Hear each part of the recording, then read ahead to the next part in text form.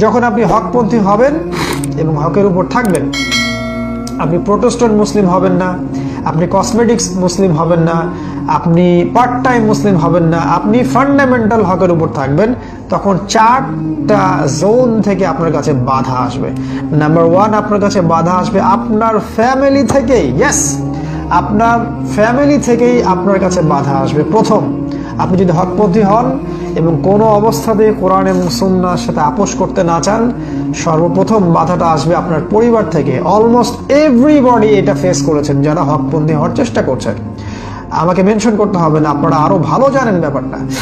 যারা কোরআন এবং সুন্নাহকে দৃঢ়তার সাথে ধারণ করতে চাচ্ছেন, সর্বপ্রথম তাদের বাধাটা আসছে হয় মায়ের পক্ষ থেকে, বা বাবার পক্ষ থেকে, বা স্বামীর পক্ষ থেকে, বা স্ত্রীর পক্ষ থেকে, বা সন্তানদের পক্ষ থেকে, বা আত্মীয়দের পক্ষ থেকে তার কাছে বাধা আসছে। এটা আসবে। বুশরা লাকুম, আপনাদের জন্যই সুসংবাদ, কারণ এই সুন্নাহ ইব্রাহিম আলাইহিস সালামের সুন্নাহ, এটা তাকেও ফেস করতে হয়েছিল। এই সুন্নাহ রাসূলুল্লাহ সাল্লাল্লাহু আলাইহি ওয়াসাল্লামের সুন্নাহ, এটা তাকেও ফেস করতে হয়েছিল। সো ডোন্ট বি আপসেট, আপনি আপসেট হবেন না। বুশরা লাকুম, সুসংবাদ তো আপনার জন্যই। বি পেশেন্ট, সবর করুন। ইসবিরু ওয়া সাবিরু। নাম্বার 1। নাম্বার 2, আপনার কাছে বাধা আসবে সমাজ থেকে। সমাজের নেতারা হকটাকে সঠিকভাবে মেনে নিতে পারবে না, কারণ হক এমন একটা বিষয় যেটা সমাজের সমস্ত বাতিলের শেকড় উপরে ফেলে দিবে। আর এটা কখনো তারা পছন্দ করবে না, কখনো এটা পছন্দ করবে না।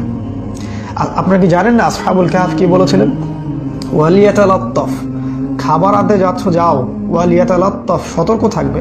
ইন্নাহুম ইয়াজহারু আলাইকুম, যদি ওই কুফফার সমাজ তোমাদেরকে খুঁজে পায় বা চিনে ফেলে বা জানতে পারে তোমাদের কথা, ইন্নাহুম ইয়াজহারু আলাইকুম ইয়ারজুমুকুম, তোমাদেরকে রজম করে থেতলে দিবে। আও ইউঈদুকুম ফি মিল্লাতিহিম, অথবা তোমাদেরকে তাদের মিল্লাতের দিকে নিয়ে আসবে। ওয়ালান তুফলিহু ইযান আবাদা, তখন কখনো তোমরা সফল হতে পারবে না। তাই হকপন্থী হলে আপনাকে সমাজের মানুষ সঠিকভাবে মেনে নিবে না, এটাই স্বাভাবিক। Don't be upset. বুশরা লাকুম, আপনাদের জন্যই সুসংবাদ। তারপরে আপনার কাছে বাধা আসবে নাম্বার 3, ধর্ম নেতাদের পক্ষ থেকে। যখন আপনি প্রচলিত ধর্মের বিরুদ্ধে কথা বলবেন এবং ফান্ডামেন্টাল ধর্ম কোরআন এবং সুন্নাহর মধ্যে যা আছে এটা সবার সামনে এক্সপোজ করতে থাকবেন, তখন ধর্ম নেতারাও আপনার শত্রু হয়ে যাবে, আপনাকে সঠিকভাবে তারা মেনে নেবে না। যেমন এখনই এই বয়সেই আমাদের জন্য দরজাগুলোকে বন্ধ করে দেয়া হচ্ছে, মসজিদের দরজাগুলো ক্লোজ করে দেয়া হচ্ছে। খুতবার জন্য আমরা ইনভাইটেশন পাচ্ছি, কিন্তু আমাদেরকে ফোন করে বলা হচ্ছে যে ঠিক আছে খুতবা দিবেন, ওকে ফাইন, বাট রিবা নিয়ে যেন কিছু বলবেন না। আবারও ফোন করে বলছে যে হারাম রিজিক নিয়ে যেন কিছু বলেন না, বিড়ির ব্যবসা নিয়ে কিছু বলবেন না। এগুলো আমাদেরকে এখনই শুনতে হচ্ছে। সো ধর্ম নেতাদের থেকে আপনার কাছে বাধা আসবে, কারণ প্রচলিত ধর্মের বিরুদ্ধে গিয়ে আপনি যখন সঠিক ধর্মটাকে, সহি ধর্মটাকে কোরআন সুন্নাহ দিয়ে সমাজের সামনে উপস্থাপন করবেন, তখন ধর্ম নেতাদের পেটের ভাত হজম হবে না, তাদের ব্যবসা বন্ধ হয়ে যাবে, ধর্মীয় যে ভণ্ডামি সেগুলো বন্ধ হয়ে যাবে, ধর্মীয় যে অ্যারোগেন্ট আচরণ সেটার প্রতি আঘাত আসবে, তাদের রুজিতে সমস্যা হয়ে যাবে, তাদের পীর মুর্দির ভ্রান্ত পদ্ধতির মধ্যে একটা ভেজাল সৃষ্টি হয়ে যাবে, তাদের দলীয়করণের দিকে মানুষ আর যাবে না, তাদের এই ফেরকাবাজিকে মানুষ পছন্দ করবে না। সো তাদের স্বার্থে তারা আপনাকে আক্রমণ করবে, এটা কিন্তু হকপন্থীদের ক্ষেত্রে হবে।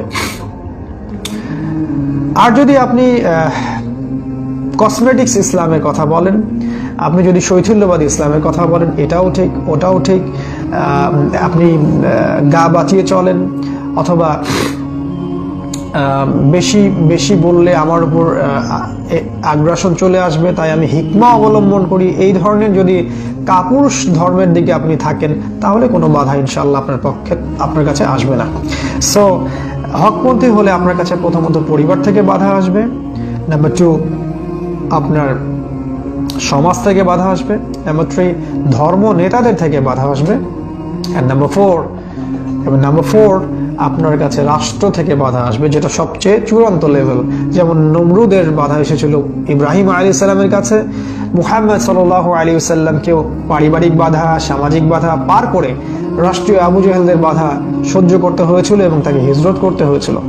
সো এগুলো নবীদের সুন্নাহ, আসহাবুল কাহফের সুন্নাহ, যুগে যুগে এটা হয়ে এসেছে, আজও হবে। যদি আপনি ওয়াতাওয়াসাউ বিল হক, পরস্পরকে হকের উপদেশ দিচ্ছে, এই ক্যাটাগরির মধ্যে থাকতে চান।